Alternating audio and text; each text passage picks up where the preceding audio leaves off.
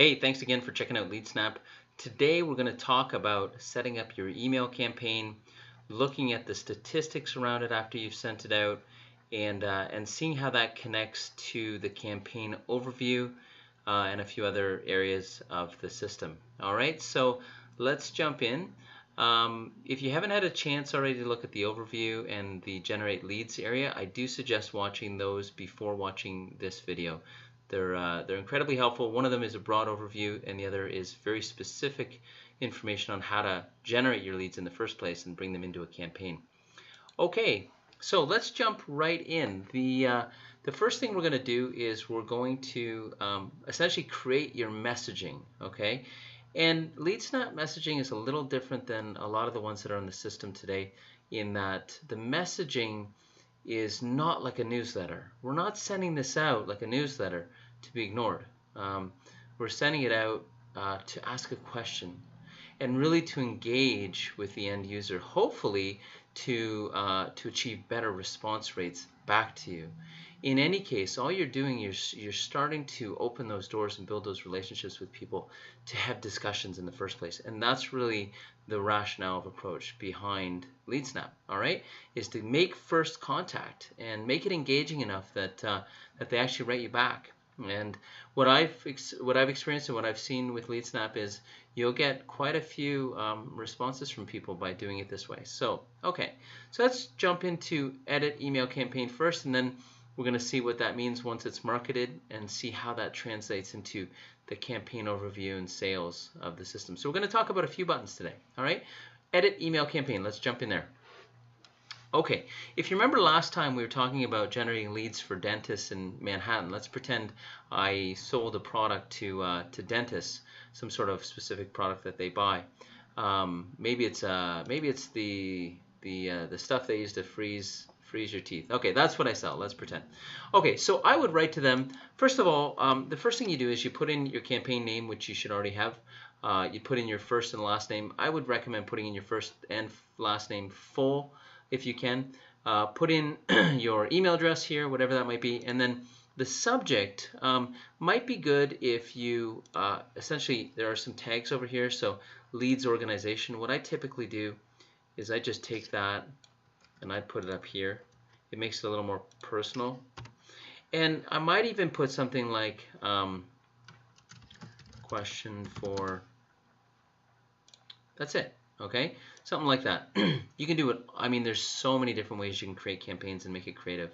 But in any case, let's just keep it really simple and keep your emails to like a sentence or two at the most if you can. That is really, remember, you're not trying to sell anything the first email.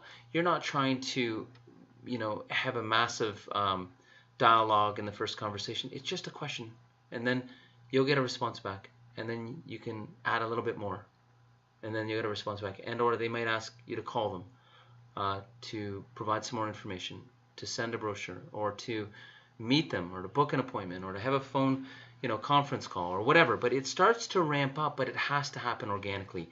You can't push this, okay? This is something that people often do, is they'll have like 10 paragraphs of information, like a newsletter or worse, and it doesn't work, okay? So from our experience, that is not the way to do it.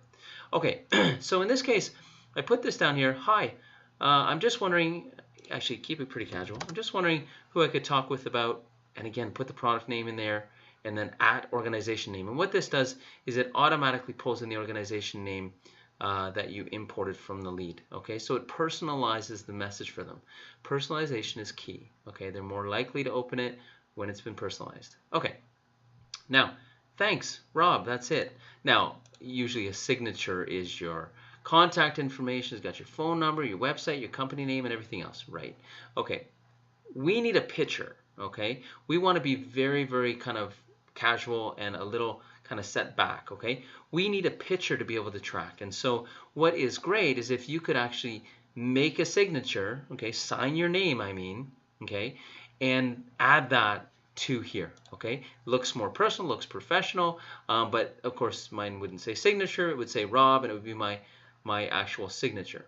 All right, for security reasons, I just do it like this. All right, so anyways, the long and short is you have that there. You can import it here, so you upload your image, and then you just put your cursor where you want it, and you can insert as many of these as you want. I just shrunk it down, so there we go. I don't need two of them. I'll get rid of that one.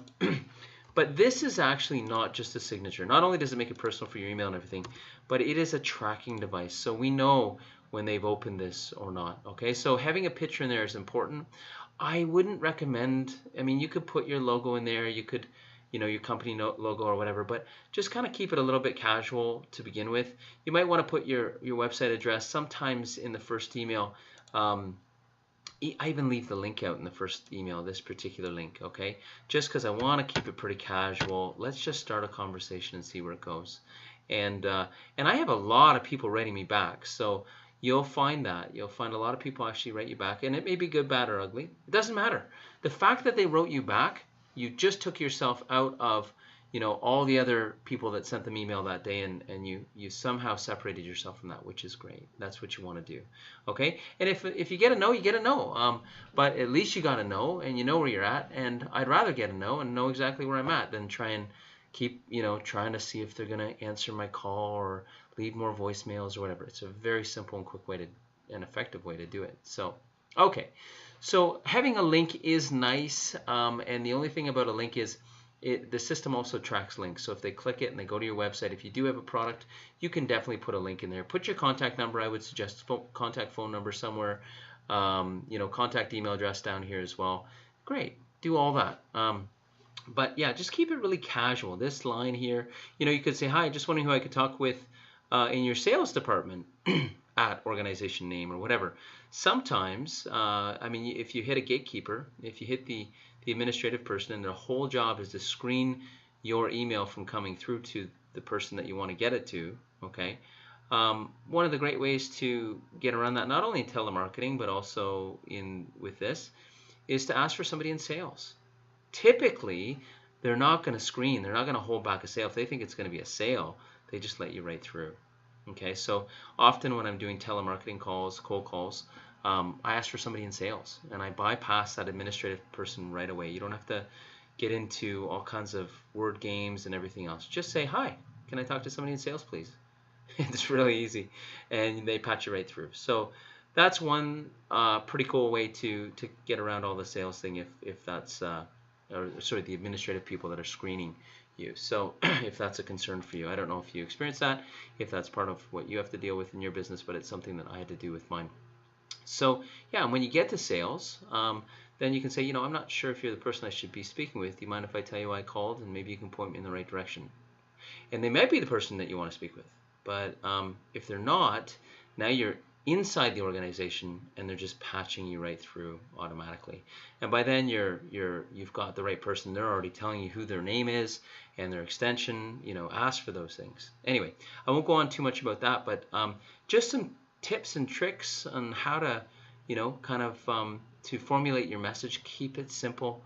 Remember, you're not trying to sell anything at this point. You're just trying to meet them, you're trying to engage, you're trying to get some information, you're trying to provide a little bit of information to them, but really it's about opening up that conversation, okay? So, okay, so now that we've done that, you want the unsubscribe button down here. So unsubscribe link in text. I don't know what it's like in your region, but you have to have that. In fact, Canada whereas everyone else is opt out, Canada is opt in. So I recommend, you know, don't even send emails to Canada. Don't do it. Don't even risk it. Okay.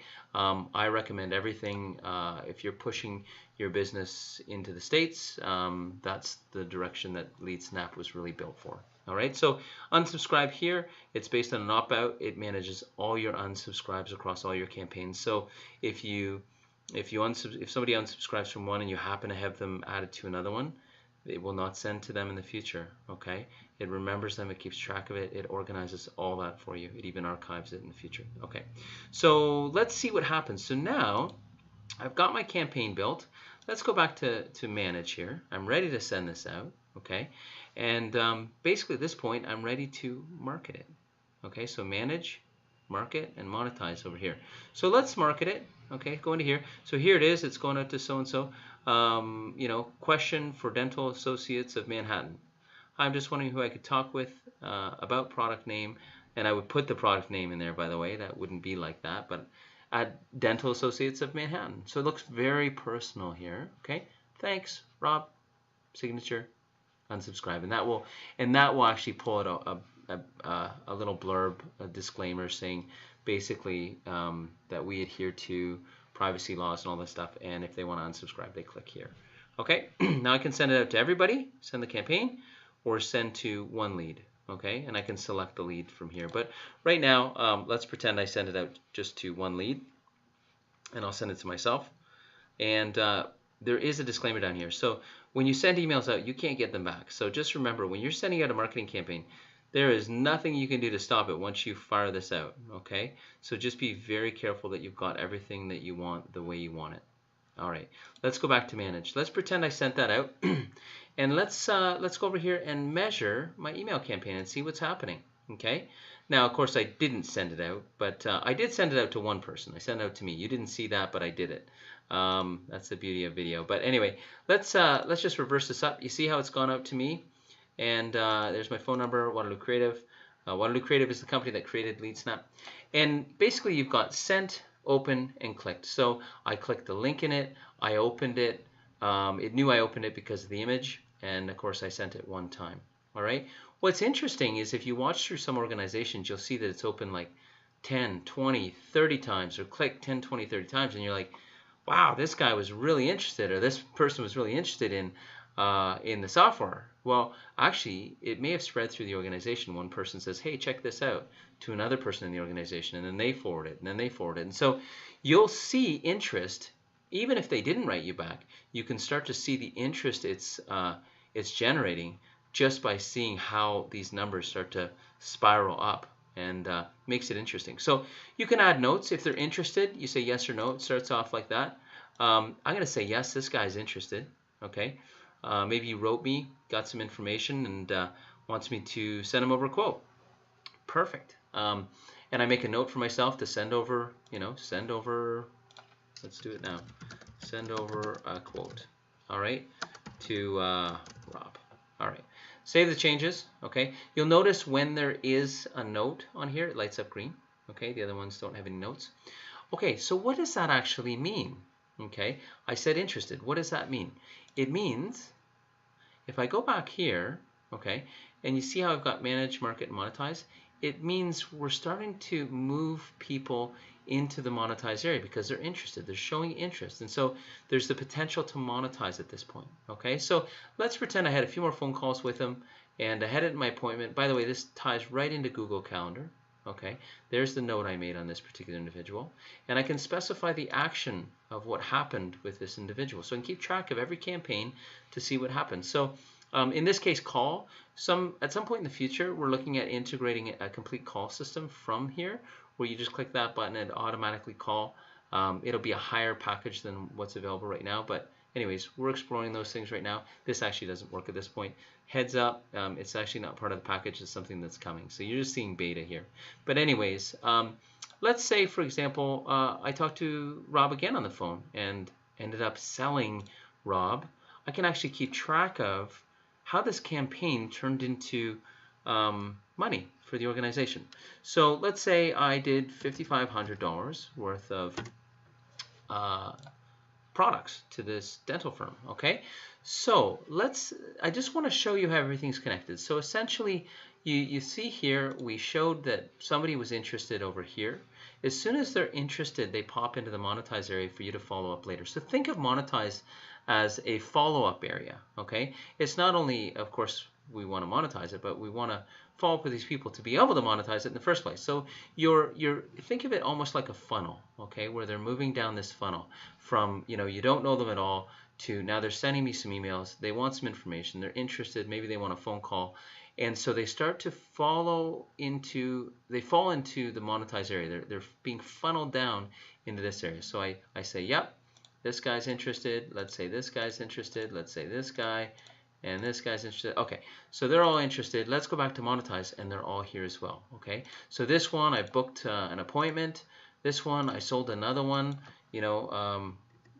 Let's say I don't know, 85.25. Okay, And then we've got this guy. He's undecided, but I'm going to follow up with him, next week. Put it in my Google Calendar. It'll connect directly to your Google Calendar here. And this guy sold too. Okay, so we'll say this guy went for 30 to 98. All right, whatever the numbers are. Okay, so we've got these here. So it just, again, it keeps track of how did the campaign do. I mean, in the end, I ran this campaign. It went out to, let's say 261 people. What happened? And so this is where the campaign overview starts to kick in. Okay, so let's click on it and we'll start to see. Okay, so I had email leads that were interested, 5 here. Okay, and it turned into 1 appointment, 1 undecided, and 3 sales completed at a total value of $17,323.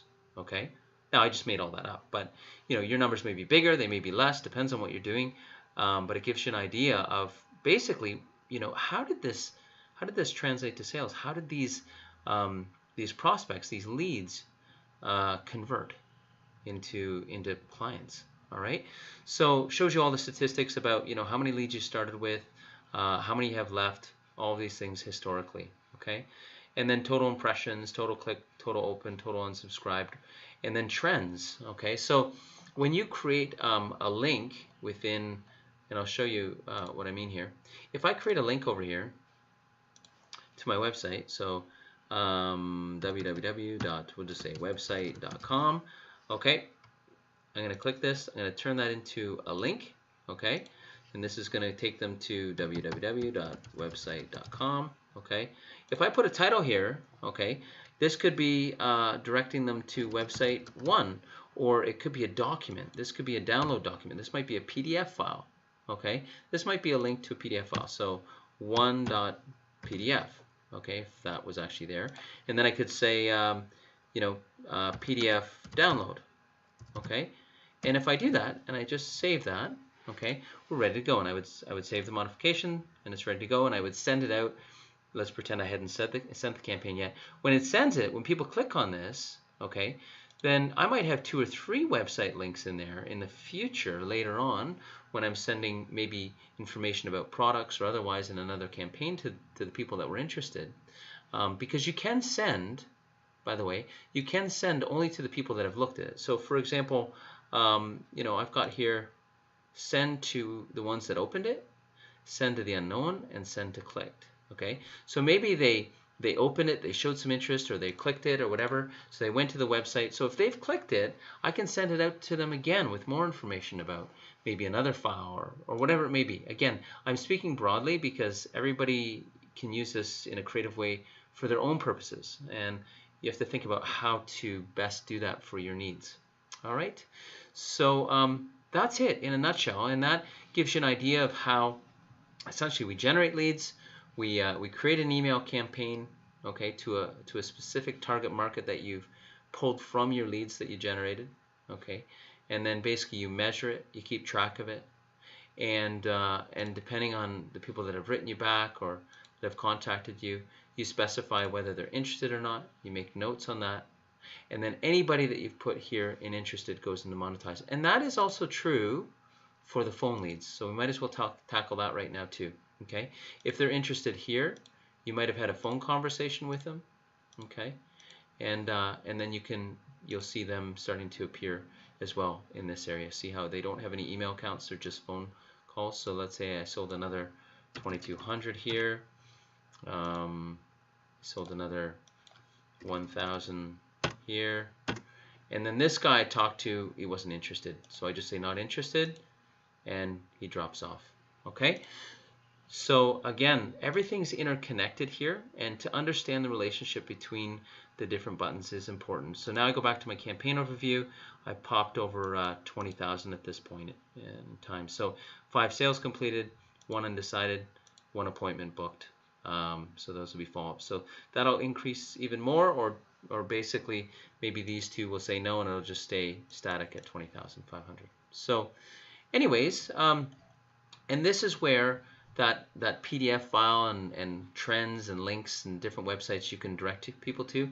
If you use different links in your email, each one of those will break apart, and you'll see it almost like, see how this has 2 sides? Well, it'll have 2 or 3 or 4 sides depending on how many links you have, and it'll show you a pie chart of which ones were the most popular trends in terms of the links, what people were actually clicking on and interested in. So I hope that helps. This is essentially, now we've gone through generate leads, campaign overview, measure email campaign, edit email campaign, phone, view the phone leads as well.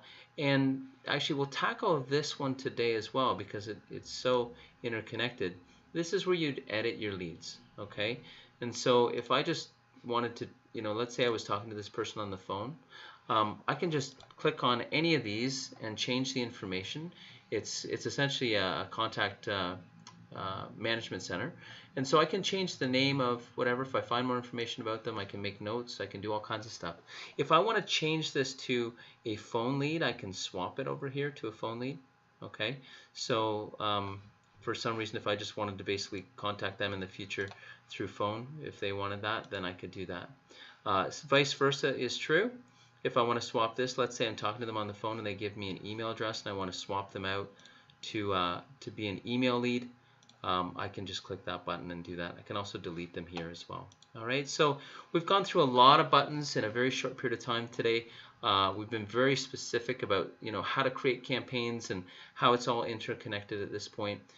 In the future, we'll go through some more videos to tackle some of the other buttons, but this should be a very good overview of sort of how to create a campaign and basically how it's linked to every other part of the system and how that lead generation process funnels through into conversion to a sale. So thanks again for watching. If you have any questions, feel free to contact us at any time. Thanks again.